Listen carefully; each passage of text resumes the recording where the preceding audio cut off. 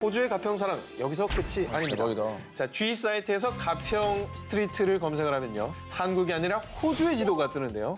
호주에 실제로 가평로라는 길이 있기 때문입니다. 오마이갓. 자, 당신만 모르는 한국사 19, 6.25 전쟁편입니다. 호국보훈의 달이기 때문에 또 의미 있는 주제가 아닌가 생각이 드는데 두 분 학생 때 뭐 역사 좀 좋아하셨나요? 판서를 하면 선생님이 그냥 칠판에 한가득 적어줘가지고 맞아. 난 그것만 돼도 너무 좀 부담이 됐어. 이모군란 갑심정변, 을미사변, 1885, 1885. 병인양요가 누구랑 싸운 겁니까? 프랑스. 신미양요는요? 모르겠습니다. 미국이죠. 저는 좀 더 옛날에 가까워요. 백제 멸망 660년. 고구려 멸망 666년. 아, 이것도 나이대별로 늙으면 더 늙으면 더 옛날로 가. 이렇게 뭐 재밌게 얘기하면 모르겠는데 이게 네. 툭툭툭 나오는 게 이게 자랑이 아니거든요. 그러니까. 내용도 모르고 외운 거예요. 맞아요. 네. 올해로 이제 6.25 전쟁이 66주년이 된 해입니다. 저도 이번에 진짜 공부하면서 많은 반성을 했습니다. 예, 저도 너무나 반성 좀 해야 돼. 네. 반성을 해. 너무 아니래. 아니, 아니 반성했다니까. 더 하라고, 더 하라고. 그래요? 더 하라니까 하기 싫어. 적당히 내가 하고 싶은 반성, 내가 하고 싶은 만큼 하면 안 되지. 그래서 말도 아니, 오상진이 아나운서 시작하고 나서 이렇게 더 듣는 거 처음이에요. 그러니까 여기만 말이 오면 없네. 역사 의식을 건드니까. 오늘 제 기사 중에는 저의 가족과 연관된 기사가 있습니다. 아, 그래요? 네. 19입니다. 왜냐면 이제 뭘 전 19 국민들이 이래 알아야 되는 맨날. 내용을 해야지 왜 본인 네. 가족사를 아, 얘기를 이게 왜 중요하냐면 굉장히 정치적으로 중요한 사건입니다. 제가 하나 쓱 던집니다. 어떻게? 흥남부두 철수작전 아시죠? 네. 영화 국제시장에서 다뤄졌던 그 주제입니다. 그렇습니다. 그 수만 명을 살렸던 배. 어디로 간지 아세요? 18입니다. 불안해지는데요. 이 배가 어디로 갔을까요? 모르죠? 잠시 뒤에 공개하겠습니다. 네. 알겠습니다. 호주에 한국 마을이 있다. 17입니다. 당신만 모르는 한국사 19, 6.25 전쟁편 17위 공개합니다. 제임스 딘, 그레고리 팩, 그레이스 켈리. 이 할리우드 레전드들에겐 공통점이 있는데요. 바로 6.25 전쟁과 연관돼 있다는 사실. 저 한 기자가 낱낱이 파헤쳐드리겠습니다. 6.25 전쟁에 가장 많은 지원군을 파병한 미국. 그래서일까요? 할리우드에서는 6.25 전쟁 직후부터 관련 영화들이 만들어지기 시작합니다. 심지어 1955년 아카데미 특수효과상을 받은 영화는 바로 6.25를 배경으로 한 원한의 도곡리 다리. Bridges of Tokoe, John Fulton. 후에 모나코 왕비가 된 그레이스 켈리가 주연을 맡았었고요. 제목부터 뭔가 한국스러운 이 영화는 원제가 The Bridge at Tokogri, 즉 도곡리의 다리들이란 뜻이고요. 그렇다면 왜 도곡리냐? 도곡리는 영화에 등장하는 가상의 북한 마을로요. 영화 제목이 한글로는 도곡리 다리지만 영어로 하면 토코리. 확실치 않지만 아마도 도곡리의 한자 발음을 일본식으로 읽은 것이 아닐까 싶다는군요. 또 그 유명한 제임스 딘이 다른 영화도 아닌 6.25 전쟁 배경 영화로 데뷔했다는 사실 아마 오늘 처음 듣는 분들 많으실 겁니다. 바로 그의 데뷔작이 6.25 전쟁을 배경으로 한 1951년 작품 총검 장착이고요. 제임스 딘은 지나가는 병사 1로 출연했습니다. 더구나 이 사실이 알려진 뒤 제임스 딘이 나오지도 않은 이 영화의 포스터가 수백 달러에 거래되고 있습니다. 특히 메가더 장군을 다룬 영화에는 할리우드 명배우가 총출동하는데요. 로마의 휴일로 유명한 그레고리 팩이 1977년 메가더 장군 역을 맡은 것을 시작으로 비비안 리의 남편이자 20세기 최고의 명배우로 칭송받는 로렌스 올리비에도 1982년 오 인천이라는 영화에서 메가더 장군 역을 맡았고요. 개봉을 앞두고 있는 인천 상륙작전은 리암 니슨이 주연으로 출연해 벌써부터 화제를 모으고 있죠. Initiate Operation Chromite. 그런데 이런 영화들이 6.25 전쟁 직후인 1950년대에 제작되다 보니 대부분 한국이 아닌 다른 지역에서 찍었습니다. 1956년 영국에서 제작된 A Healing Korea라는 영화를 보면요. 당초에 무슨 말인지 알 수 없는 이상한 한국어에 여기서 뭐도 하고 있어? 이제 시카돌로 가지러 와줘. 마을 절에 뜬금없이 석굴암 본전물 같은 불상이 딱 등장하기도 합니다. 석굴암도 이렇게 안 생겼잖아요. 굉장히 통통한 불상이죠. 네. 약간 동남아스럽다. 또 제가 지금 6.25 관련된 그 영화에 출연했던 배우들 얘기를 해드렸는데 네네. 실제로 참전한 유명 배우도 있습니다. 참전했다고요? 네. 오. 영화 그 킹스맨에서 수장으로 나오는 마이클 케인. 이분은 실제로 6.25 전쟁에 영국 육군으로 참전을 했고요. 그때 죽을 고비를 넘긴 적이 심지어 있는데 그래서 한 인터뷰 회장에서 한국 기자들에게 장난으로 내가 당신 나라 구했으니 밥 사라 이렇게 얘기한 적도 있다고 그래요. 아니 좋은 기사인데요. 남의 괜찮죠? 기사지만 네. 좀 인정합니다. 제임스 딘의 데뷔 영화가 한국 전쟁을 소재로 했던 근데 그 역할이 병사 1. 병사 1. 아무튼 뭐 그렇게 유명한 할리우드 스타들이 실제로 옛날에는 다 그렇게 군대를 가서 전쟁을 했었다는 게 굉장히 좀 놀라운 사실이네요. 당신만 모르는 한국사 19, 6.25 전쟁편 15위 지금 바로 공개하겠습니다. 오늘 날이다, 날. 목 쉬겠네, 목 쉬겠어. 오늘 날이다. 음식뿐 아니라 전쟁을 통해 생겨난 용어의 직업까지 전쟁이 불러온 한국의 생활상 저 전 기자가 꼭꼭 집어드리겠습니다. 아 얼굴 이거 오늘 이거 개판 5분 전이네 이거. 아 개판 5분 전이요. 이런 말. 표준할까요? 좋지 않은 상황을 좀 과격하게 표현한 말 정도? 써도 된다. 글쎄요, 그게 애매한데요. 아수라장. 어째 볼 수 없는 혼돈 상태라는 뜻을 가진 개판 5분 전. 바로 이 말이 6.25 전쟁에서 비롯됐다는 사실을 모르셨을 겁니다. 개판할 때 개는 개가 아니에요. 진짜 그 개가 아닙니다. 열릴 게 판판. 판이 열리기 5분 전이라는 뜻이에요. 6.25 전쟁을 피해서 부산으로 몰려온 피난민들. 이들을 돕기 위해 무료 배식을 하곤 했는데요. 사람들이 몰려있잖아요. 개판 5분 전! 이렇게 부릅니다. 한마디로 밥솥 뚜껑 열기 5분 전이라는 뜻이에요. 서로 먹으려고 달려드니까 아수라장이 되겠죠. 개판 5분 전! 사용하는 말뿐만 아니라 신종 직업도 있었다는데요. 구두통을 맨 채 구두딱! 구두딱!를 외치며 거리를 헤매던 바로 그 소년. 일명 슈샤인보이. 이름 그대로 신발을 반짝반짝 닦는 구두닦이 소년을 말한다죠. 또 미군 부대에서 청소와 잔심부를 말하며 미군들의 생활을 책임졌던 하우스보이. 당시 하우스보이는 소년들 사이에서 꿀직장으로 불렸다고 합니다. 또 넉넉한 월급은 물론이고요. 미군 부대에서 흘러나온 각종 물건들까지 가지고 올 수 있었다고 합니다. 근데 이 기사는 재밌는데요? 재밌죠? 네. 16위라고 하기에는 좀 재밌습니다. 제가 어릴 때만 해도 이렇게 미군 부대에서 나온 물건들 보따리에 넣어서 맞아요. 파는 아줌마들이 미지 아줌마. 네, 진짜 우리 동네에서 미지 아줌마라고 했었거든요. 미지 아줌마가 슈퍼합이었어요. 네. 그리고 이제 그 물건들의 총 집산지가 네. 청계천에 있는 도깨비 상가. 도깨비 시장에 가면 다 있었죠. 저는 이제 집이 부산 가까우니까 거기 남포동에 그렇지. 국제시장. 어. 네, 거기 가서 물건들 많이 사오고. 뭐 샀어요? 거기 예전에 미제 청바지 같은 거 좀 튼튼하니까 그런 거 사서 입고. 군용식량 같은 것도 MR이라고 그래서 많이 먹었을걸요? 그때는 시레이션이라고 했어요. 시레이션, MR이 전 거죠. 시레이션. 당신만 모르는 한국사 19, 6.25 전쟁편 14위 보여주세요. 이 귀신 잡는이라는 말을 들으면 마치 연관 검색어처럼 해병대가 떠오르시죠. 네. 이 별명은 한 종군 기자의 기사에서 유래했습니다. 제2차 세계대전, 6.25 전쟁, 베트남 전쟁을 취재한 종군 기자 마거릿 히긴스. 히긴스 기자는 우리 해병대의 단독 작전인 통영 상륙 작전을 취재한 기사에서 그들은 심지어 귀신이라도 때려잡을지 모른다. They might even capture the devil. 이라고 한국 해병대의 용맹함을 표현했는데요. 여기서 귀신 잡는 해병대라는 별명이 나왔다고 합니다. 그런데 마거릿 히긴스는 통영 상륙작전만 취재한 것이 아닙니다. 서울을 떠나는 피난민 대열에 합류하며 약 9개월 동안 6.25 전쟁을 취재하고요. 메가더 장군을 우연히 만나 그의 전용기에서 참전 계획을 단독 취재해 전 세계에 알렸고요. 이후 낙동강 전투, 인천 상륙작전, 서울 수복, 중국군과 심지어 북한군까지 만나며 쓴 그녀의 기사는 객관적인 6.25 전쟁의 자료로 손꼽히고 있습니다. 이렇게 목숨을 건 취재를 바탕으로 한국 전쟁이라는 르포를 쓴 히긴스 기자.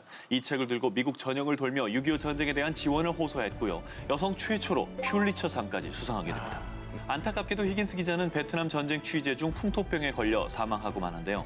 6.25 전쟁 당시 여러 나라의 지원 뒤에는 히긴스 기자의 목숨을 건 취재가 있었다는 사실 잊지 말아야겠습니다. 전문 기자의 어떤 롤모델 같은 분이네요. 대단한 분이죠. 이분 때문에 이제 우리나라에 지원이 왔으니까요. 근데 제가 이 기사를 특종으로 취재한 이유가 있습니다. 뭐죠? 이 기사가 저희 가족과 관계가 있습니다. 아 그래요? 네. 6.25 전쟁 당시에 거제도를 포함한 부산 여러 곳에 포로 수용소가 있었고요. 이 포로 수용소에서 북한군 포로들이 수용소 소장을 납치하는 소요 사태를 일으켰다고도 하고요. 아 그래요? 혹은 국군이 포로를 석방했다고도 합니다. 그 사건을 최초로 전 세계에 보도한 기자가 저의 외할아버지 이상규 씨입니다. 그 당시에 이제 AP연합통신의 통신원으로 있었는데 이 기사를 제1보로 타진을 했고요. 그래서 전 세계 이 기사에는 항상 최초 보도자 SK 리라고 적혀 있습니다. SK 리. 네.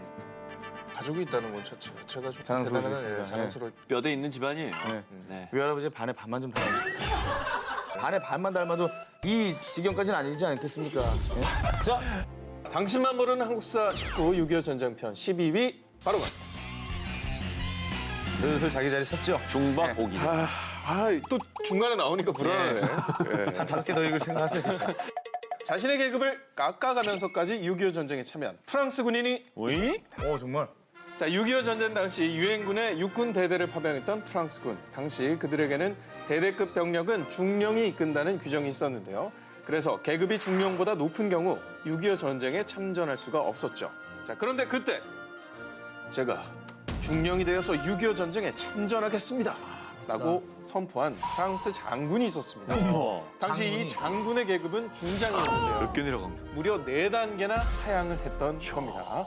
자, 이렇게 셀프 계급 강등을 감행하면서까지 6.25 전쟁에 참여한 인물, 바로 랄프 몽클라르 장군인데요. 그때 장군의 나이가 58세로 나이 또한 적지 않았기 때문에 국방 차관이 직접 나서 만류했지만 계급은 중요하지 않습니다. 곧 태어날 자식에게 유엔군의 한 사람으로서 평화라는 숭고한 가치를 위해 참전했다는 긍지를 물려주고 싶습니다. 그렇게 라며 비호감으로 얘기를 했네요. 부정하지 않았습니까? 안 했습니다. 자, 라며 뜻을 굽히지 않았다고 합니다. 예. 자, 그렇게 한반도에 도착한 랄프 몽클라르 장군. 자신보다 군 경력이 짧고 나이가 어린 미군 지휘관들의 명령에도 결코 개의치 않고 프랑스군을 진두지휘했다는데요. 실질적인 장군이죠. 네. 멋진 분이네요. 실질적인 장군이 아니라 이미 소리스타까지 가신 분이잖아요. 네. 전쟁에서 내 몸을 바쳐가지고 생명을 살리겠다 이런 의지가 정말 대단하신 분인 거죠. 당신만 모르는 한국사 19, 6.25편 11위. 연달아네, 연달아. 11위, 12위. 그러네. 당신은 우리 프로야 중간 홀리라고. 아니, 이렇게 일관되게 허리만 지킬 수가 있나요? 프리한 19의 미드필더. 예. 역사상 가장 많은 국가가 단일 연합군으로 참전한 전쟁이 있었는데요. 2010년 세계 기네스북에도 이름을 올린 그 전쟁은 바로 6.25 전쟁이죠. 자, 국가기록원에 따르면 6.25 전쟁에 파병을 온 참전국은 총 16개국인데요. 미국, 영국, 프랑스, 네덜란드, 벨기에, 룩셈부르크, 캐나다, 필리핀, 뉴질랜드, 호주, 콜롬비아, 남아공, 그리고 에티오피아, 터키. 그리스, 이 모든 국가가 한국을 지키기 위해 발벗고 나섰던 것이었습니다. 고맙네. 자, 먼저 참전국 중 가장 큰 규모죠. 무려 약 180만 명의 병력을 파병시킨 미국은 우리에게 잘 알려진 인천 상륙작전과 흥남 철수작전을 성공시켰고요. 약 3,500여 명의 파병인을 보낸 에티오피아는 무려 325번의 전투에서 완승을 거둔 전설의 부대입니다. 고맙네. 자, 그리고 형제나라 터키는 육군부터 보병, 공병, 의무병 등 전폭적인 지원을 아끼지 않았는데요. 특히 룩셈부르크는 약 80여 명의 대규모 병력을 지원하는 저력을 보였습니다. 당시 룩셈부르크의 총 병력은 고작 700여 명.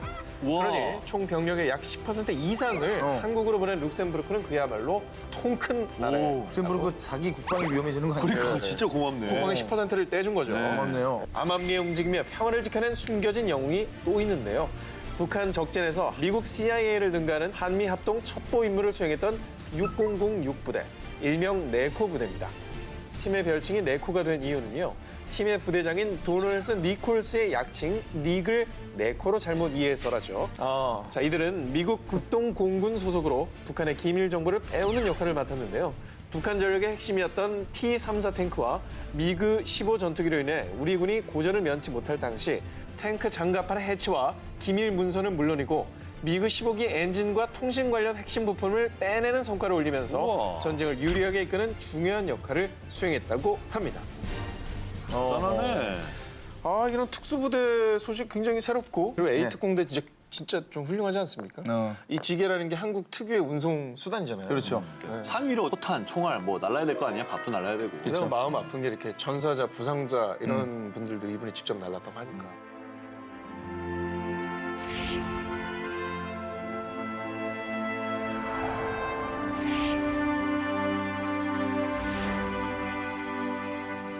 당신만 모르는 한국사 19 6.25 전쟁편 5위 공개합니다. 남이섬 아침 고요수목원 등으로 유명한 봄나들의 메카 가평. 이 가평이 호주에서 의미가 있는 이유 바로 알려드리겠습니다. 자, 1951년 4월 춘천에서 중국군의 공격을 받고 가평 일대로 후퇴한 우리 군을 지원하기 위해 영국, 호주, 뉴질랜드, 캐나다 4개국으로 구성된 연합군이 투입됐는데요. 자, 이들은 이 가평지구 전투에서 치열한 전투 끝에 5배가 넘는 중국군을 막아냈고요. 그 공로를 인정받아 트루먼 미국 대통령으로부터 부대 표창을 받게 됐다죠. 그 이후 호주, 캐나다는 가평 전투에 참여했던 부대 이름을 가평대대라고 부르기 시작했습니다. 자, 특히 가평 전투에 참여했던 호주 육군 제3대대는 6.25 전쟁이 끝나서 호주로 돌아올 때 가평에서 바위와 나무 그리고 38선 콘크리트 모형을 가져와 호주 육군 제3대대 본부 앞에 설치할 정도로 가평을 대대의 상징으로 삼았다고 합니다. 자, 게다가 이 가평 전투를 기념하기 위해 4월 24일을 가평의 날로 지정, 가평의 날이 되면 거리 퍼레이드 같은 행사가 진행되고요. 호주의 가평 사랑 여기서 끝이 아닙니다. 대박이다. 자, G 사이트에서 가평 스트리트를 검색을 하면요. 한국이 아니라 호주의 지도가 뜨는데요. 호주에 실제로 가평로라는 길이 있기 때문입니다. 오마이갓. 특히 시드니에 있는 가평로 옆에는 부산 리저브라는 작은 공원이 있었는데요. 오, 이게 호주죠? 호주 한가운데 기념공원이 있다는 사실. 경기도 가평과 7,700km나 넘게 떨어진 시드니에 왜 이런 곳이 있는가 싶으시죠? 호주 현지 지역 연구자에 따르면 6.25 전쟁의 참전 의미를 기리기 위해 누군가가 자신의 동네 이름을 이렇게 지은 것 같다고 합니다. 오 기자 취재력 좋은데요? 잘 봤고요. 네. 기사를 다 털어버리고 말았습니다. 네, 이제 뭐. 신 기자와 저의 또 그러게요. 1위 다툼이 됐습니다. 당신만 모르는 한국 49, 6.25 전쟁편 4위. 네모 지태에는 38선이 있었다. 네, 또 본 얘기네요. 네, 돈독의 상징이죠. 네. 이 가평 스트리트라고 이 마을의 이름을 짓는 거 굉장히 의미가 있습니다. 네. 하지만 이거보다 더 국가 차원에서 의미 있는 일을 하는 나라가 있습니다. 좀 보여드릴게요. 하나 가져왔어요. 자, 이게 뭔지 아십니까? 돈이죠. 네, 필리핀 돈이고요. 지금은 화폐 개혁을 해서 이걸 안 써요. 이게 몇 년 전까지만 해도 실제로 통용이 됐던 화폐입니다. 근데 이 뒷면에요. 짜자잔. 한국 전쟁에 참전했던 필리핀 군부대에 관한 내용이 써 있고요. 여기 자세히 보시면 필리핀 제1대대 38선을 칼로 베듯 진격하다라는 제목의 기사 내용인데요. 6.25 전쟁에 뜬금없이 필리핀 지폐에 새겨진 이유, 6.25 전쟁 당시 필리핀은 미국, 영국에 이어 세 번째, 아시아에서는 최초로 지상군을 파병하죠.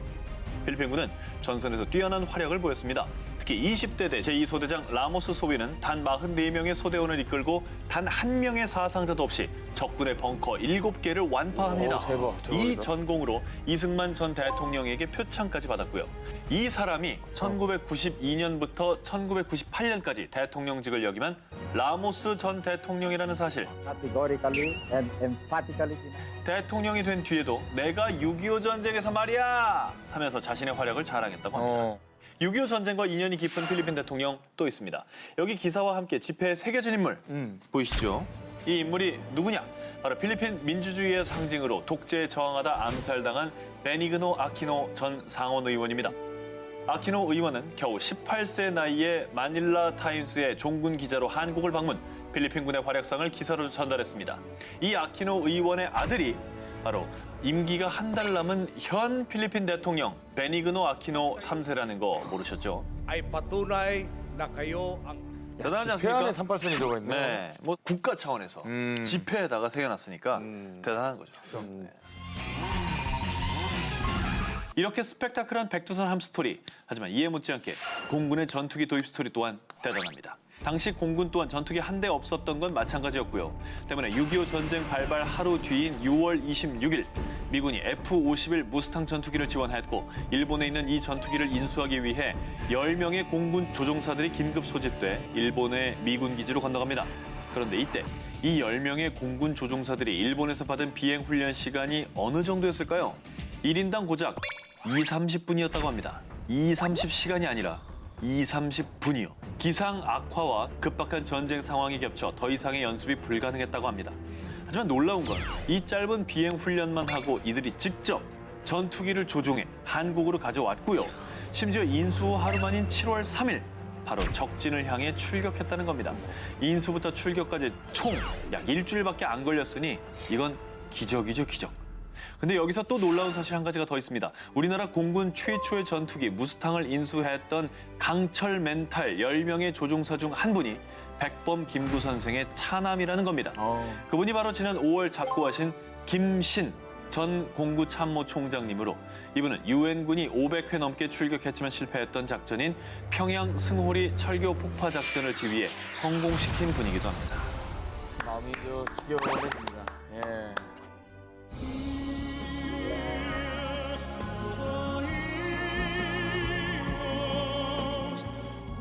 자, 이제 19위와 1위 남았죠. 기사를 일단 읽어드리겠습니다. 6.25 전쟁을 예언한 조선시대 금서, 그리고 김치5를 아십니까? 김치5 들어봤어요? 김치 5. 영화 이야기 아니고요. 실화. 1950년 12월 23일 무자비한 폭격으로 함흥 일대 육로가 모두 끊기고 유일한 탈출구이자 희망이었던 미군 수송선을 타기 위해 모여든 수만 명의 피난민들. 하지만 이 수송선의 정원은 약 2,000명뿐. 더 큰 문제는 이곳 흥남부두엔 군수물자 생산 시설들이 있어서 미군들이 폭발을 예고하고 있었는데 결국 선장의 큰 결단으로 14,000여 명의 피난민들은 젖 먹던 힘까지 다해 배에 오르게 됩니다. 과연 그들은 무사히 구출될 수 있을까요? 작전명 흥남부두 엔철수. 저 전 기자가요, 영화 국제시장에도 나왔던 흥남부두 철수작전 그 이유를 파헤쳐봤습니다. 이 영화 같은 극적인 스토리 뒤에는요, 라루 선장이 있었는데요. 이 라루 선장의 뒷이야기 좀 의외입니다. 메르디스 빅토리호에서 하선한 지 2년 만인 1954년 가을 선장복을 벗고요, 마리너스라는 영세명으로 평생 수조자의 길을 걸었던 분입니다. 또 단일 선박으로는 역대급 가장 큰 규모의 구조작전을 수행한 배로 기네스북에 오른 이 메르디스 빅토리호는요, 이후 추적을 해봤더니 1993년 8월 9일 워싱턴주에 있던 첸코 인터내셔널에 미화 33만 5,900달러, 하나로 약 4억 좀 안 되는 금액에 판매가 됐습니다. 이후 중국에서 고철로 분해가 됐다고 합니다. 아이고. 분해가 된 거예요. 자, 마지막으로 전쟁도 꺾지 못한 크리스마스의 기적이죠. 메르디스 빅토리호에서요, 총 5명의 아기가 탄생을 합니다. 이 아기들은 김치 1부터 2, 3, 4, 5까지 불렸다고 합니다. 한국인들이 가장 좋아하는 음식이 김치라는 걸 알고 미국의 선원들이 지은 거라고 합니다. 귀엽다. 자, 그렇다면 이 김치 형제들 지금 어떻게 살고 있을까요?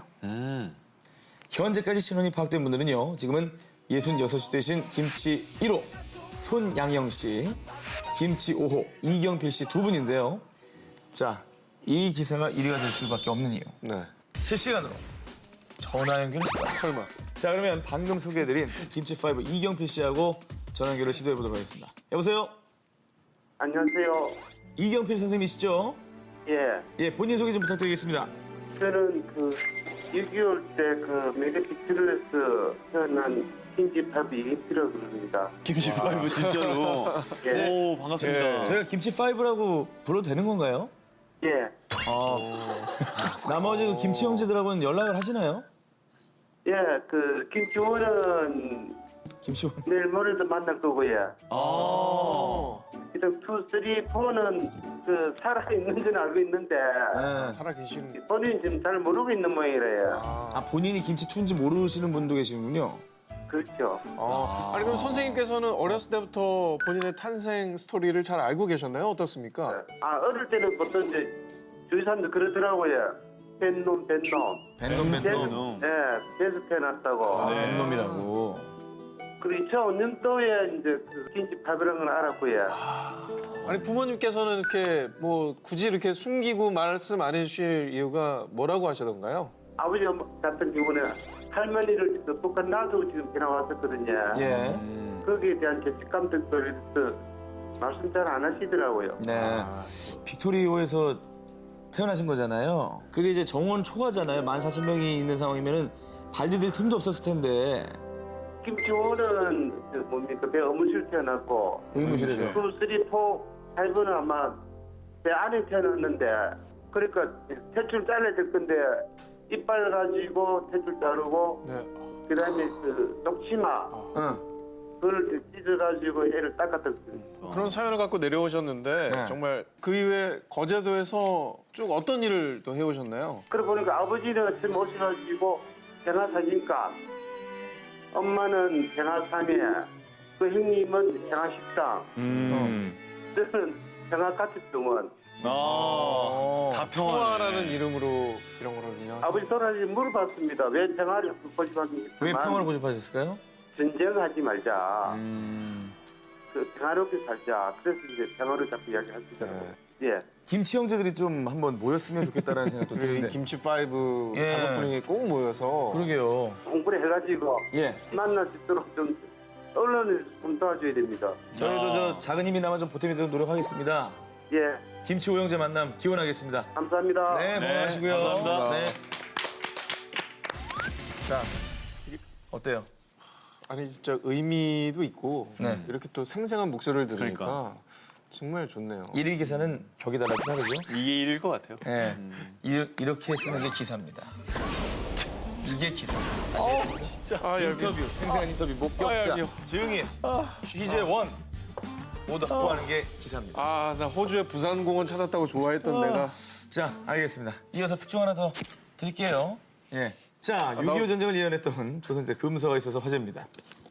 안채는 토정비결, 상한채는 정감록이라는 말이 있을 정도로 조선시대 때 많은 사람들이 일으켰던 토정비결과 정감록입니다. 그중에 정감록은 국가의 운명과 백성의 앞날에 대한 예언서인데요. 조선이 운명을 다하고 정씨가 계룡의 새 도읍지를 세울 것이다라고 조선시대의 멸망을 예언하는 부분도 있어서 당시 수많은 영모를 낳기도 했던 희대 문제작이었습니다. 그런데 이 정감록 속에 조선시대 멸망뿐 아니라 6.25 전쟁을 예언하는 내용이 담겨있다고 해서 에이. 정말 화제가 되고 있습니다. 설마. 먼저 정감록에는 호랑이와 토끼해를 당하여 남북이 서로 소태 발같이 대치하리라는 내용이 있는데요. 6.25 전쟁이 터진 1950년이 바로 호랑이인 경인년이었습니다. 뿐만 아니라 정감록에는 인천과 부평 사이 밤중에 배 천척이 정박한다. 이렇게 쓰여져 있는 부분도 있는데요. 이걸 들으니 딱 떠오르는 게 있지 않습니까? 바로 메가더 장군이 수많은 전함을 이끌고 인천에 상륙해 서울을 탈환했던 인천 상륙작전. 메가더를 얘기하는 거예요. 조선시대 때. 그러니까 딴 건 다 좀 끼워 맞춘 것 같은데 네. 그거는 정말 너무나 명백하네. 노스트라다무스도 놀랄만한 예언 아니겠습니까? 그러니까 이거 대단하다. 대단하죠. 네. 더 놀라운 게 있습니다. 정감록에 네. 미국의 트루먼 대통령을 암시하는 게 있어요. 바로 정감록에는 진인이 나옵니다. 세상을 걸어올 진인이 온다. 트루맨. 진인은 참진, 사람인 트루맨, 트루먼 대통령. 자, 6.25 전쟁 당시 우리를 도울 진인은 트루먼 대통령이다라고 해석하기도 했다고 합니다. 아, 그러니까 이런 건 갖다 붙인 것 같은데 아까 예. 저 인천과 부평 사이 천척은 정말 너무나 명백하다고. 이뿐만이 아니에요. 정감록에는 전쟁이나 천재지변이 일어나도 안심하고 살 수 있다는 장소가 나옵니다. 명당이죠. 아, 그렇죠. 십승지가 나옵니다. 네. 바로 합천군 가야면, 경북 영주시 풍기읍, 경북 봉화군 춘향면, 충북 보은군 송산면, 전북 남원시 운봉읍, 경북 예천군 용북면, 공주시 유구읍, 강원 영월군 영월읍, 전북 무주군 무풍면, 전북 부안군 변산면이라고 합니다. 적어놓으시고 네. 뭔가 위험한 일 있으면 일로 튀세요. 그래요? 십승지입니다. 십승지. 십승지. 믿거나 말거나. 이게 문제 아닙니까? 왜냐면 이게 설이잖아요. 네, 책에 나와 있는 얘기들이 설이니까, 팩트가 아니기 때문에. 자, 그러면 이 둘 중에 어느 게 1위인지 공개를 해봐야 되겠죠? 프리한데스크 전화 연결해서 바로 들어보도록 하겠습니다. 여보세요?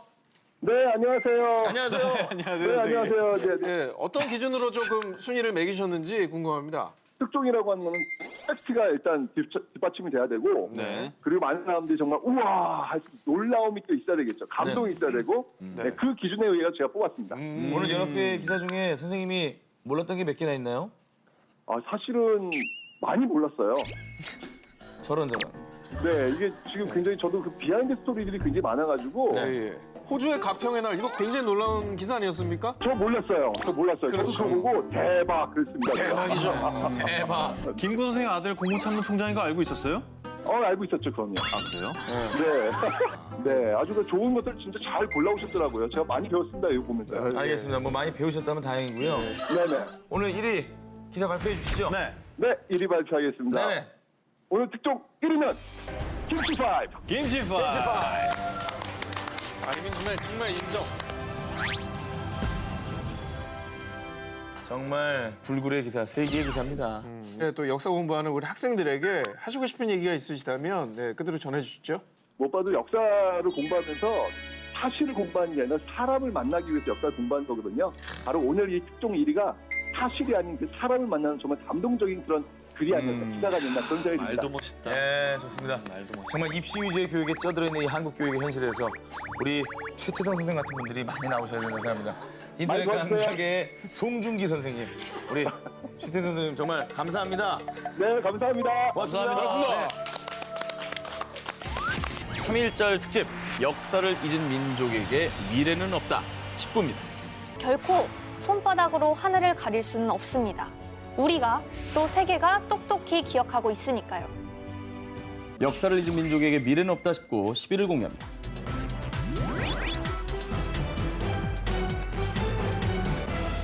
2018년 5월 안산시 단원구 선감동 이곳에서 일제강점기 강제 노역으로 희생된 이들의 넋을 기리는 위령제가 열렸는데요. 이때 한국 전통 제례복을 입고 무릎을 꿇은 한 노인 84세 일본인 이하라 히로미츠였습니다.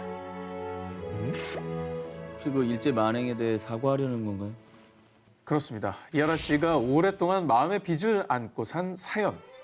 1943년 당시 8살이었던 이하라 씨는 선감학원 부원장으로 발령이 난 아버지를 따라 안산시의 작은 섬 선감도에 살게 됐습니다.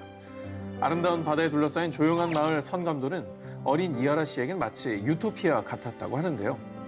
그런데 어느 날 그가 목격한 충격적인 장면. 제발 살려주세요. 열심히 일할게요. 가혹한 노역에 시달리며 무자비한 폭행을 당하는 조선 아이들의 모습이었습니다. 그 아이들은 모두 이하라 씨의 아버지가 근무하는 선감 학원생들이었는데요.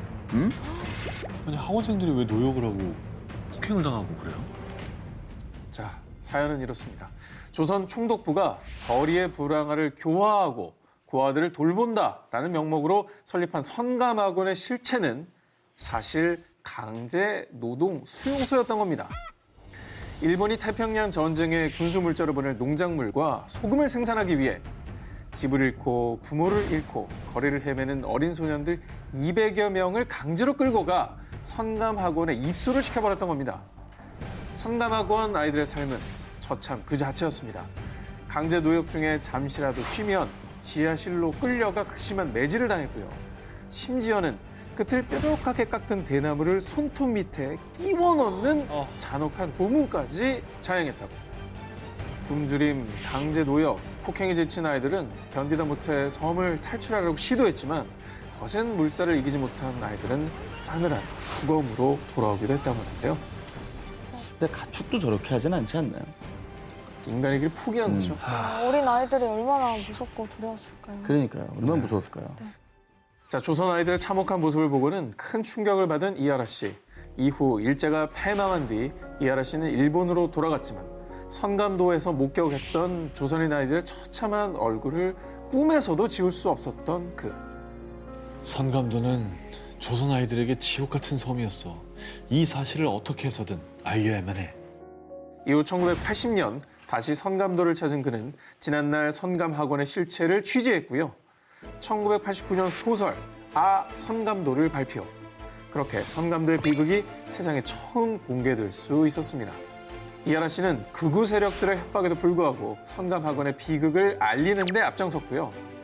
마침내 2014년 안산시에 선감학원 아이들의 넋을 달래는 위령비가 세워질 수 있었다고 합니다.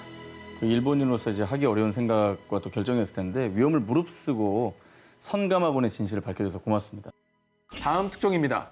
일제강점기 강제 노역이 자행된 곳은 비단 선감도뿐만이 아니었습니다. 태평양 전쟁 당시 많은 전쟁포로들이 강제징용돼 끌려갔던 감옥섬 군함도처럼 한반도 전체는 그야말로 거대한 군함도였습니다. 그래서 지금도 한반도 곳곳에 강제 노역의 흔적들이 고스란히 남아있는데요. 아름다운 절경을 자랑하는 제주도 서귀포시 송악산.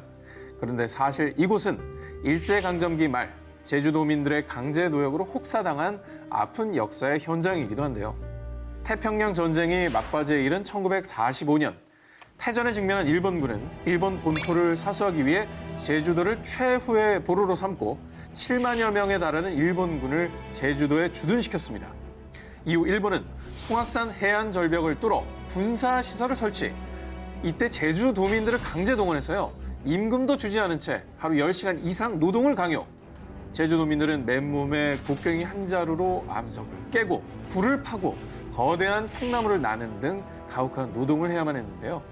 그렇게 강제 노역에 동원된 제주도민은 무려 4만여 명에 달했다고 합니다. 아니 변변치 않은 그런 장비로 그 많은 동물들을 파기 위해서 얼마나 많은 사람들이 고통을 받았을까요? 그러니까요. 조선 땅 전체가 군함도였다고 아까 제목을 말씀하셨는데 그 말이 맞는 것 같아요. 너무 가슴 아픈 현실이죠. 지금도 여전히 한반도 곳곳에 남아있는 강제징용의 흔적들, 참혹했던 그날의 기억들을 우리는 결코 잊어서는 안 될 겁니다. 역사를 잊은 민족에게 미래는 없다 싶고 8위를 공개하겠습니다. 문화재 지킴이가 된 몸. 182080. 이 숫자의 의미는요, 해외에 흩어져 반환되지 않고 있는 18만 2080여 개의 두 개의 문화재 수입니다. 그중 일본이 우리의 문화재를 가장 지금까지 많이 갖고 있다고 하는데요. 무려 7만 6,382개. 아, 도대체 죄를 얼마나 진 거야. 문화재까지도 이렇게 제일 많이 갖고 있어요? 아, 우리 문화재가 저렇게나 많이 돌아오지 못하고 있는 게 진짜 안타깝네요. 자, 그런데 이런 안타까운 현실 가운데에서도 2014년 1월 조선시대 불화, 석가산존도 환수의 성공, 그리고 2018년엔 프랑스에 있던 효명세자빈 책종 죽책, 또 2019년 4월엔 유네스코 세계 기록유산에 등재된 처감 김도하 선생의 처감 선생 문집 책판을 독일 경매에서 낙찰받아 환수했고요. 다행이네. 같은 해 6월엔 조선 왕실의 유물인 백자 이동국명 사각호와 중화 궁인까지 5점의 소중한 문화재를 환수할 수 있었는데요. 그런데 이 문화재들의 반환에 앞장선 곳이 있습니다. 바로 세계적인 온라인 게임을 만든 외국계 게임 회사입니다. 외국계? 아, 저거 가끔 실검에 오르는 그 게임 아니에요? 근데 저 게임이 우리나라 회사가 아니잖아요. 그러게. 그렇죠, 외국 회사죠. 근데 왜 우리나라 문화재를 환수해줘요? 사연은 이렇습니다. 게임 회사의 한국 지사는 2012년부터 한국문화유산보호 및 지원 프로젝트를 실시. 와. 한국형 캐릭터 아리 스킨 판매 비용과 함께 총 5억 원을 문화재청에 기부한 것을 시작으로 고마워라. 2019년 기준 약 50억 원 이상을 문화재 환수 기금으로 기부를 해왔던 겁니다. 이야. 이거를 왜 너무 고마운데 우리나라 회사도 아닌데 우리나라 유저가 많아서 그런가? 맞아요. 진짜 많잖아요. 이거 안 하는 사람이 네. 우리 소희 씨도 그거 게임 방송 했었어요. 네, 저도 저거 할 줄 알고 제 동생도 할 줄 알고. 저는 저거 동메달이라 맨날 욕먹어서 못하거든요. 그래요. 그만해요. 무슨 민폐 말이에요? 끼치지 말고. 그 계급. 그러니까, 예. 계급. 자, 게다가 게임 유저들 대상으로 역사 교육을 위해 문화재 지킴이 프로그램을 진행해 유저들에게 큰 호응을 받기도 했습니다. 그래서 문화재 지킴이 역할을 톡톡히 한 공로를 인정받아 2017년에 문화유산 보호 대통령 표창을 수상하기도 했습니다. 근데 게임 회사가 문화재 환수에 나선 이유가 뭔가요? 궁금하시죠? 네. 자, 게임도 문화이며 문화의 뿌리는 문화유산이다. 기가 막힌 말이다. 네, 멋지죠? 네, 문화죠. 게임에서는 게임 역시 미래엔 문화유산이 될 수 있다. 라는 생각을 갖고 더 나아가 문화의 뿌린 문화유산을 존중해야 한다는 의식으로 무려 약 8년 넘게 문화재 환수에 앞장을 서고 있는 거라고 합니다. 의식 있는 회사네요. 아, 대단하다. 네. 정말 존경스럽고 이렇게 세계에 뿔뿔이 흩어져 있는 우리의 소중한 문화재가 얼른 우리 곁으로 돌아왔으면 좋겠어요. 앞으로 유료 결제하는 사람 많아지겠네요. 그래서 엄마들이 야, 그 게임 하지 마. 그러니까 무슨 소리야, 엄마.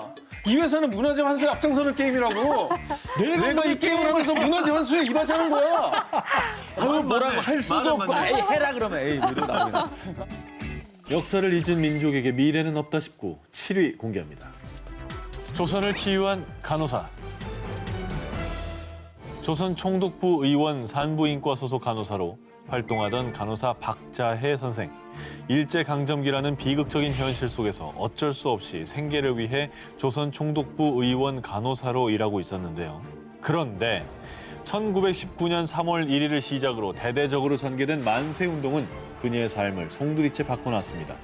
독립을 부르짖다 일본군이 무자비하게 휘두른 총칼에 다쳐 병원에 실려온 동포들을 치료하던 그녀는 일본을 위해 일하는 것은 더 이상 부끄러워 견딜 수 없다. 먹고 살기 위해 어쩔 수 없이 억눌렀던 애국심은 울분과 함께 터져나왔고 그렇게 그녀는 조선 총독부 의원의 간호사에서 독립운동가로 다시 태어나게 됐습니다. 이때부터 박자여 선생은 당시 민족대표 33인 중 한 명이었던 이필주 목사와 함께 간호사 독립운동단체인 간우회를 조직, 간호사들과 함께 만세운동에 뛰어들었는데요. 조국의 독립을 위해 자신을 불사른 그녀. 결국 일경에게 체포돼 유치소에 수감되는 등 숱한 고초를 겪기도 했는데요. 그로부터 1년 뒤인 1920년 봄, 그녀는 북경에서 운명의 동지를 만나 결혼을 하게 됩니다. 그는 바로 독립운동가 단재 신채호 선생. 부부는 한마음으로 조국의 독립을 꿈꿨는데요. 하지만 찢어질 듯한 가난 속에서 어쩔 수 없이 박자여 선생은 결혼 2년 만인 1922년 아들만 데리고 국내로 돌아와 산파소를 운영했습니다. 하지만 박자여 선생은 여전히 피 끓는 독립운동가였습니다. 그녀는 일본의 감시와 탄압 속에서도 위험을 무릅쓰고 국내외 독립운동가들의 정보와 필요한 물품 등을 전달하는 연락책을 담당했고요. 때로는 위험에 직면한 독립투사들을 숨겨주기도 했습니다. 정말 진짜 위험을 무릅쓰셨네. 네, 정말 영혼의 짝꿍이신 것 같아요. 그러네요. 네, 최고의 독립운동가들. 그리고요, 1926년 12월 동양척식 주식회사에 폭탄을 투척한 나석주 의사의 의거에도 당시 박자여 선생은 가장 중요한 폭탄을 목숨을 걸고 산파소에 은밀히 숨겼다가 전달하는 중책을 맡았고요. 나석주 의사가 성공적으로 의거를 할 수 있도록 의열단의 길잡이가 되어 활동을 도왔다고 합니다. 목숨을 걸고 진짜 하신 행동들이죠. 네, 대단합니다. 그런데 1936년 그녀에게 크나큰 시련이 찾아오는데요. 만주 리순 감옥에 수감됐던 남편 신채호 선생이 그만 순국을 하고 만 겁니다. 이후 충격에 건강이 급속도로 나빠진 박자여 선생은 독립을 2년 앞둔 1943년 49살의 나이에 쓸쓸히 숨을 거두고 말았습니다. 하지만 그녀의 의지와 애국심은 결코 헛되지 않았고요. 1945년 8월 15일 대한독립 만세! 마침내 우리나라는 35년 만에 광복을 맞이할 수 있었습니다. 역사를 잊은 민족에게 미래는 없다 19. 6위 공개해주세요. 일본이 외치는 독도는 한국당. 지난해 국내 정치인들이 독도를 방문하자 일본 정부 대변인 격인 스가 요시히데 관방장관은요. 다케시마는 역사적 사실과 국제법상 명백히 일본 고유의 영토입니다. 그만 우겨 이제. 제가 최근에 뉴스에서 봤는데 일본 정부가 확장 개관한 영토 주권 전시관에서 한국이 독도를 불법 점거하고 있다라고 적어놨다고 하는데요. 이건 진짜 말도 안 되는 얘기잖아요. 그런데 말입니다. 일본은 아주 오래 전부터 독도는 한국 땅이다 라고 본인들이 직접 외쳐왔습니다. 아, 그래요? 자, 이 지도를 한번 보실까요? 자료가 너무 많아요. 이게 뭐예요? 네. 지금 보시는 지도 1800년대에 건축한 일본 영토인데요. 자, 그런데 자세히 보시면 일본 서북쪽에 위치한 오키섬은 일본 영토라고 표시가 되어 있는데 그런데 오키섬에서 157km 떨어진 독도는 나와야 되는데 안 써놨네. 왜냐? 일본 영토가 본인도 아니라고 했기 때문에 네. 그들도 알았기 때문에 표시를 안 해놨던 거죠. 지금 보시는 지도학자 이노우 다다타카가 1800년부터 1817년까지 장장 17년 동안 일본 전국을 다니며 실측한 일본 최고의 관찬지도, 관판 실측 일본 지도입니다. 정확하겠네요. 일본 정부에서 편찬을 하고 그 권위까지 인정받은 이 지도에 독도가 일본 땅이 아니다라는 사실이 명백하게 기록이 돼 있는 겁니다. 그러네. 정말 부정할 수 없는 역사 아니겠습니까? 빼박 힌트네, 진짜. 예, 근데 이게 하나뿐이 아닙니다. 또 있어요? 증거 더 있습니다. 더 있어요? 자, 일본이 말하는 독도는 한국 땅이다. 그 두 번째 증거입니다. 1836년으로 거슬러 올라가겠습니다. 당시 일본인들은 조선의 영토인 울릉도를 죽도라고 불렀는데요. 조선과 일본 사이에는 죽도는 조선 땅이니까 침입하지 마! 이렇게 죽도 도의 금지령이라 불리는 국가 간의 조약이 성립돼 있었습니다. 그런데 일본 어부 하치에몬이 죽도도의 금지령을 어기고 죽도에서 밀무역을 하다가 적발된 사건이 발생. 이에 일본 정부는 그에게 이국에 속한 섬에 도의한 죄를 물어 처형했는데요. 이때 당시 증거로 제시된 일본 지도 보십시오. 죽도 반각도를 살펴보면요. 일본 영토는 노란색, 조선 영토는 붉은색으로 표시되어 있는데 독도는 송도라고 불렸거든요. 네. 저 송도도 무슨 색입니까? 너무 빨리. 붉은색입니다. 왜냐? 우리 용토니까요. 게다가 18세기부터 20세기까지 일본인이 본인들이 만든 30여 점의 고지도를 모은 일본 고지도 선집에서는요. 에도 시대 유명 지리학자인 하야시 시이가 1785년에 제작한 일본 지도를 보완한 대삼국 지도가 수록이 되어 있는데 이 지도에서 독도 옆에 독도는 조선의 것이라는 설명까지 적어놨습니다. 잘 그렸네. 자, 뿐만 아니라 일본의 옛 교과서에서도 독도가 한국 땅이라는 사실이 기재되어 있는데요. 1903년도에 집필한 지리교과서 여자 교과형 지도 외국 지도 상해 아시아 지도를 보십시오. 독도가 본인이 그어놓은 일본 국경선에서 제외되어 있습니다. 우리가 은 게 아니네. 네. 만약에 독도가 누구 땅이냐고 물어봤을 때 그냥 뭐 애국심만 가지고 저희가 주장을 할 수는 없잖아요. 이런 확실한 근거들을 알려줘야 그래 전 세계가 알 수 있도록 꼭 노력을 해야 될 것 같아요. 역사를 잊은 민족에게 미래는 없다 싶고 5위를 공개합니다. 그날 울린 세 발의 총성. 1905년 일제가 대한제국의 외교권을 박탈하는 을사늑약을 강제로 체결할 당시 일제 만행을 규탄하기는커녕 앞장서서 찬성한 5명의 매국노 을사오적이 있었습니다. 자, 그런데도 말입니다. 미국에도 이들 못지않게 일제에 충성하는 자가 있었으니 바로 대한제국 통감부 외교 고문 더럼 화이트 스티븐스입니다. 자, 을사늑약 이후 스티븐스는요, 고종의 강제 퇴위와 일제가 대한제국의 행정권과 사법권을 장악하고 군대를 해산하는 정미칠조약 이 체결에 기여했고요. 자, 그리고 1908년 3월에는 일제 대한제국 지배를 정당화하기 위해 모국인 미국 샌프란시스코에 방문. 그는 미국 언론들과의 기자회견에서요. 일본이 한국을 보호한 이후에 한국에 유익한 일이 아주 많습니다. 그런 연기 어떻게 이렇게 잘해? 내가 저 사람 아니에요. 너무 잘해 진짜. 자, 왜곡된 식민 지배를 찬양한 성명서를 이렇게 발표하기까지 했고요. 이에 분노한 한국 교민은요, 스티븐스에게 해명을 촉구했지만요.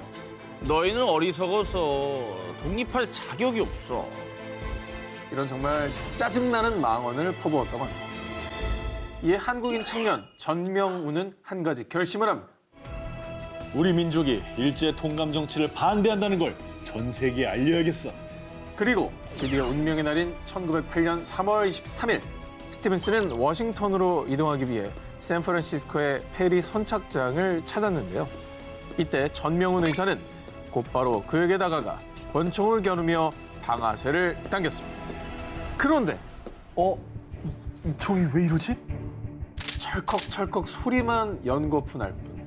이게 불발이 되고 만 겁니다. 아, 어떻게 그렇게 붙잡혔어요? 자, 그런데 바로 그 순간 탕탕탕! 누군가가 스티븐스를 향해 세 발의 총탄을 발사했습니다. 스티븐스를 저격한 이는 미국에서 지내던 또 다른 한국인 청년 장인환 의사. 아, 그럼 혹시 작전을 짠 건가요? 실패할 거에 대비해서? 그러니까. 그랬을 것 같은데요. 자, 놀랍게도 이 두 분은 생판남이었습니다. 같은 목적으로 우연히 만난 거구나. 그 또한 스티븐스의 만행을 더 이상 두고 볼 수 없어 조국을 위해 그를 처단하겠다는 일념 하나로 마치 운명처럼 전명훈 의사와 함께 한나란 씨의 같은 목적으로 이곳에 오셨던 겁니다. 와, 이거 소름 돋는다, 진짜. 야, 이거 웬일이니. 어떻게 겹쳐? 얼마나 감동이야. 네. 결국 장인환 의사의 총탄 세례를 받은 스티븐스는 이틀 뒤 결국 사망했고요. 그리고 전명훈 의사와 장인환 의사는 미국 법정에서 재판을 받게 됐는데요. 스티븐스 저격에 실패한 전명훈 의사는 무죄, 저격에 성공한 장인환 의사는 2급 살인죄로 25년 금고형 판결을 받게 됐습니다. 장인환 의사와 전명훈 의사는 스티븐스 저격 당시 통성명도 하지 못한 채 헤어졌지만요. 다시 샌프란시스코에서 역사적인 만남을 가질 수 있었습니다. 와, 만나셨구나. 멋있다. 우와, 이거 영화네. 와, 저 사진 진짜 너무 멋있다. 아, 웬일이야.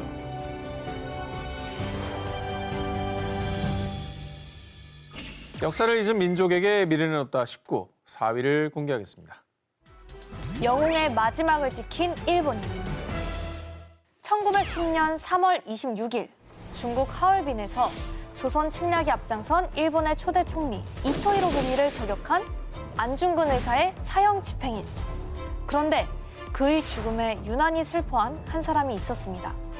바로 일본인 헌병 치바 도시치. 헌병 치바 도시치는 만주 위순 감옥에 투옥된 안중근 의사를 감시하는 간수였습니다. 일본군 헌병이었던 치바는 자신들의 수장이자 영웅인 이토 히로부미를 죽인 안중근 의사에게 용서하지 않겠다고 수차례 협박을 일삼았습니다. 그런데 이토 히로부미 암살은 민족의 독립을 위한 행동이었어. 그 어떤 협박에도 자신의 신념과 독립에 대한 의지를 굽히지 않은 안중근 의사. 재판 과정에서 그는 정권을 강제로 빼앗은 죄, 한국인의 권리를 박탈한 죄 등 자신이 이토 히로부미를 사살할 수밖에 없었던 이유 15가지를 강력하게 주장했고요. 진정한 평화와 군인 정신이 무엇인지를 헌병 치바에게 토로했습니다. 그러자 결국 안중근 의사의 절개와 강직한 신념에 서서히 감화가 된 헌병 치바. 일본이 조선의 독립을 위협해서 정말 죄송합니다. 일본을 대신해 사죄드립니다. 야, 어떻게 저렇게 될 수가 있지? 안중근 의사를 통해 일제의 침략이 잘못된 만행임을 깨닫고 사죄를 했고요. 헌병 치바는 안중근 의사를 진심으로 존경하게 되어 차디찬 감옥에 있는 안중근 의사를 걱정해 털실로 짠 양발을 챙겨주는가 하면 안중근 의사에게 온 밀서를 몰래 눈감아 주기까지 했습니다. 진정 존경하지 않으면 저렇게 바뀔 수 없는 거죠. 그렇죠. 본인도 위험해지는 건데. 네. 그리고 안중근 의사같이 훌륭한 의인을 감시해야 하는 자신의 신분을 한탄하던 그는요. 안중근 의사의 사형 소식에 오열하며 슬퍼했습니다. 세상에 간수가 안중근 의사는 슬퍼하는 치바에게 위국 헌신 군인 본분, 나라를 위해 몸을 바침은 군인의 본분이다. 어머. 라고 적힌 유목을 선물로 주며 위로를 했고요. 눈물 난다 이거. 네, 그렇게 머나먼 타지에서 순국했습니다. 이후 제대를 자청하고 고향으로 돌아간 치바 도시치. 안중근 의사의 유목을 가보로 여기고 안중근 의사의 위패를 모시며 매일 절을 올리며 그의 숭고한 삶을 기렸고요. 이후 치바의 후손은 가보인 유목을 안중근 의사의 탄생 100주년인 1980년에 한국의 안중근 의사 승모회에 기증했다고 합니다. 진짜 멋있다. 안중근 의사의 신념과 그 결기가 얼마나 대단했으면 그를 감시하고 처벌을 해야 되는 간수를 감동시키고 평생 존경하게 만들었을지. 역사를 잊은 민족에게 미래는 없다 싶고 1위 후보 헤드라인 공개합니다.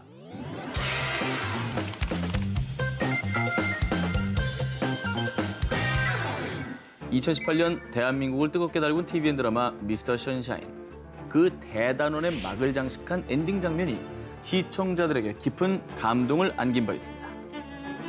자, 이 사진은요, 영국의 맥켄지 기자가 1907년 경기도 양평군 지평 인근 야산에서 촬영한 유일한 의병들의 사진입니다. 우리가 모르는 그런 이름 없는 의병들이 정말 많을 것 그렇죠. 같아요. 네. 바로 저분들처럼요. 네. 그래서 이번엔 비록 역사에 이름 석자는 기록되지 않았지만 일제강점기 위기의 나라를 구하러 나선 민초들, 의병들을 주목해보는 특종을 취재했습니다. 의미 있어요. 의미 있어. 1895년 을미년 명성황후 시해와 단발령의 한거에 그해 12월 강원도 원주와 충북 제천에서 봉기한 의병들은요. 충북 단양에서 교전 끝에 반군과 일본군을 격퇴! 이때 정말 의미 있는 첫 승리를 거두게 됩니다. 이때 살신성인한 의병들의 수는 무려 만여 명입니다. 그리고 1905년 국권을 침탈당한 을사늑약 체결에 크게 반발, 전국 각지에서 의병이 일어났는데요. 1906년 5월 호서지방의 요충지인 홍주성을 점령하기 위해 모인 1000여 명의 의병들. 이때 300여 명은 소총은커녕 칼과 활도 없는 비무장 상태였습니다. 의병들에겐 패기와 뜨거운 항일 의지만 있었을 뿐이죠. 김아무개, 이아무개인 이름 없는 영웅이지만 일본의 침략으로부터 조국을 지키기 위해 맞서 싸운 그 마음과 용기만큼은 역사에 기록된 독립투사와 결코 다르지 않았습니다. 비록 늦었지만 이제라도 이름 없는 의병들의 업적을 찾아서 기리는 그 일들이 너무나 필요할 것 같다. 이런 생각이 드네요. 맞아요.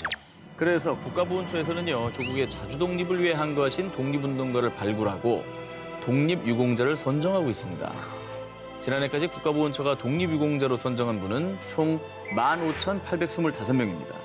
그러니까 우리가 15,000명이 넘는 이 독립유공자들을 대한민국 정부가 건립되고 나서 몇십 년 동안 안 챙겼다는 뜻이기도 한 거예요. 그렇죠. 이제 와서 지정을 했다는 거예요. 그냥 뭐 역으로 말하면 이제 와서라도 해서 다행이다라는 생각도 들고요. 세계적인 스포츠 축제 제32회 도쿄 세계스포츠대회가 2020년 7월 24일부터 개최될 예정입니다. 이에 앞서 지난 2019년 9월 도쿄 세계스포츠대회 조직위원회에서는요, 세계스포츠대회의 역사와 스포츠 정신을 배울 수 있다는 명목 하에 일본 세계스포츠대회 박물관을 개관했습니다. 자, 그런데 말입니다. 일본의 역대 금메달리스트 사진이 전시된 곳에 고개를 푹 숙이고 있는 한 남자. 그는 다름 아닌 고 손기정 선생이었습니다. 자기네 나라 사람이라고 우기겠구나.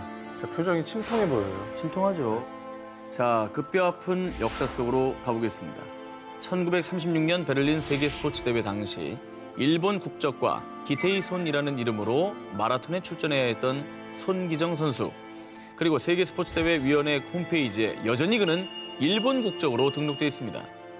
자, 그런데 과연 일본이 손기정 선수를 자랑스러운 자국의 금메달리스트로 소개할 자격이 있을까요? 베를린 세계스포츠대회 당시 손기정 선수가 딴 금메달은요, 꺼져가던 우리 민족의 자부심을 활활 불태우기에 충분했습니다. 그래서 일제는 손기정 선수가 귀국을 하자 금이 환영은 못해줄 망정, 그가 민족운동의 발화점이 될까 두려웠던 일제는 마치 범죄자를 다루듯 밧줄로 손기정 선수의 손목을 묶어 이동시켰습니다. 이후에도 그의 일거수일투족을 감시했죠. 게다가 손기정 선수의 외손자가 한 언론사의 인터뷰를 통해 가슴 아픈 이야기도 전해줬는데요. 2002년 할아버지가 돌아가셨을 때 일본 세계스포츠대회위원회에선 조문조차 오지 않았습니다. 할아버지를 기억한다면 최소한의 관심은 보여줘야 했습니다. 그러니까 이용만 하겠다는 거죠. 그렇죠. 메달리스트에 대한 기본적인 존중의 어떤 그런 마음이 전혀 없는 거죠. 그래 놓고서 무슨 뭐 홍보용 박물관에 전시를 하고 그래요. 스포츠인으로서 누리는 최고의 영광, 금메달을 목에 건 직후 손기정 선수가 친구에게 보낸 엽서에는요, 석자, 슬프다라는 글만 써 있었습니다. 마라톤에서 우승하고도 느껴지는 감정이 슬프다 석자였다니 마음이 미어지네요. 그렇죠. 2020년 도쿄 세계스포츠대회를 둘러싼 불미스러운 일은 여기서 끝이 아닙니다. 후쿠시마 원전 사고에 대한 이슈가 끊이지 않고 있죠. 산 넘어 산입니다. 네, 기사 보고 놀랐는데요. 관광객들에게 후쿠시마산 네. 농산물로 만든 도시락을 제공한다고 하고, 아, 그래요? 네, 또 친환경으로 홍보한 주 경기장은 후쿠시마산 목재를 사용해서 논란이 되고, 네, 특히나 그 이슈가 됐던 부분이 야구 경기가 열릴 경기장은 후쿠시마 원전과 불과 70km도 안 떨어진 그런 곳이더라고요. 심지어 그 옆이 지금 그 원전 폐기물을 버리고 모아두고 있는 그 폐덕장 중에 하나래요. 쌓아놨더라고요, 네. 여기다. 자, 그런데 말입니다. 지난 2019년 9월 세계 최대 청원 사이트에 게재된 글입니다. 바로 2020년 도쿄 세계스포츠대회에서 우길기 사용 금지를 청원하는 글이었습니다. 이런 글이 올라온 이유, 도쿄 세계스포츠대회 조직위원회에서 우길기가 일본에서 광범위하게 사용되기 때문에 막을 이유가 없습니다. 라며 우길기 사용에 대해 아무런 제재를 가하지 않겠다고 전했고요. 더 황당한 것은 세계 스포츠대회 조직위원회에서도 우길기 사용을 유gin했다는 것입니다. 이거 진짜 정말. 그래서 2020년 도쿄 세계 스포츠대회에서 우길기 사용 허용이 어떤 의미를 주는지 한국 홍보 전문가 서경덕 교수님과 자세히 좀 얘기를 나눠보겠습니다. 네, 안녕하세요. 반갑습니다. 일본 우길기가 어떤 의미를 내포하고 있는 건가요?